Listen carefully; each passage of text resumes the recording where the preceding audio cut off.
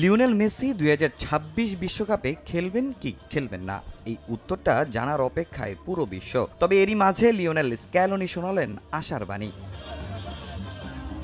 কাতার বিশ্বকাপের পর back to back Copa America, Argentine সুপারস্টারের ক্যারিয়ারের ১৬ কলা পূর্ণ হয়েছে আগেই। এরই মাঝে গুঞ্জন ছিল আর হয়তো আন্তর্জাতিক ফুটবলে দেখা যাবে না বিশ্বসেরা এই ফুটবলারকে। বয়সটাও যে হয়েছে ৩৭। তবে মেসি এখনও অনেকের চেয়ে সেরা। আন্তর্জাতিক কিংবা ক্লাব ফুটবল সব জায়গাতেই গড়েছেন কীর্তি।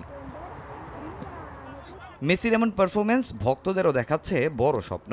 আরও একবার বিশ্বকাপের মঞ্চে তার ফুটবল শৈলী দেখার অপেক্ষায় আছেন তারা। কোচ স্ক্যালোনিরও প্রত্যাশা মেগা আসরের স্কোয়াডে মেসিকে পাওয়ার ব্যাপারে, যদিও তার মতে সিদ্ধান্তটা কেবলই মেসির। প্রথম কথা হলো, সে এবং তার সতীর্থরা ভালো করে জানে হাতে এখনো যথেষ্ট সময় আছে।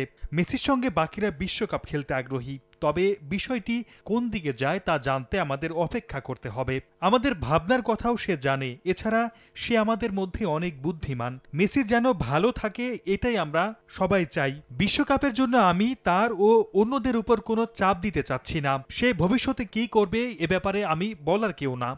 মেসিও এমন প্রশ্নের মুখোমুখি হয়েছেন অনেকবার, তবে সে সময় তিনি জানান ফিটনেস ও স্কিল বিশ্বকাপের আগ পর্যন্ত ঠিক থাকলেই কেবল জানাবেন নিজের সিদ্ধান্ত। মেসির খেলা এখনো ঝুলে থাকলেও সবশেষ কোপা আমেরিকার শিরোপা জিতিয়ে আন্তর্জাতিক ফুটবলের পাট চুকিয়েছেন ডি মারিয়া। বলা হতো মেসির যুগে তার জন্ম না হলে এই প্রজন্মের কাছে বিশ্বসেরা হিসেবে থাকতেন ডি মারিয়াই। স্ক্যালোনিও মানেন সেটা। ব্যাপারটা শেষ হয়েছে, এর চেয়ে ভালোভাবে আর শেষ হতে পারত না। সে যদি নিজের ক্যারিয়ার নিয়ে সিনেমা অথবা বই লিখত, আমার মনে হয় না যেভাবে শেষ করেছে তার চেয়ে ভালোভাবে লিখতে পারত। কাতার বিশ্বকাপ ও ২০২১ সালের কোপার ফাইনালে গোল করে আর্জেন্টিনাকে শিরোপার স্বাদ দিয়েছিলেন ডি মারিয়া। তামিম হোসেন, সময় সংবাদ।